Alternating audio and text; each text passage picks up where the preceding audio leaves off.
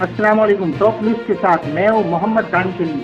سعودی عرب میں کورونا کا زور ٹوٹنے لگا. سعودی عرب میں کورونا کا زور ٹوٹنے لگا ہے. کورونا کے نئے کیسز میں غیر معمولی کمی اور وبا سے صحتیاب ہونے والوں کی تعداد میں اضافہ دیکھا گیا ہے.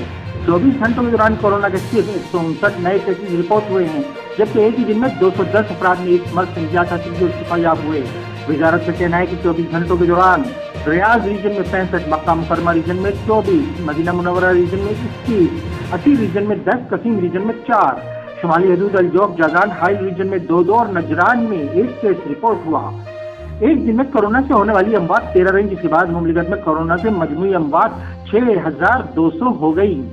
مملکت میں 3648 افراد میں کورونا وائرس اب بھی ایکٹیو ہے، جن میں سے 550 افراد کی حالت نازک ہونے کے باوجود اطمینان بخش بات یہ ہے کہ شفا یاب ہونے والوں کی تعداد میں 1 لاکھ سے بھی اضافہ ہو چکا ہے. اس کے ساتھ ہی محمد دانشلی کو اجازت دیجیے. ٹاپ نیوز میں فی الوقت اتنا ہی. مزید جاننے کے لیے ہمارے یوٹیوب چینل سبسکرائب کیجیے اور فیس بک پیج کو لائک کیجیے. اللہ حافظ.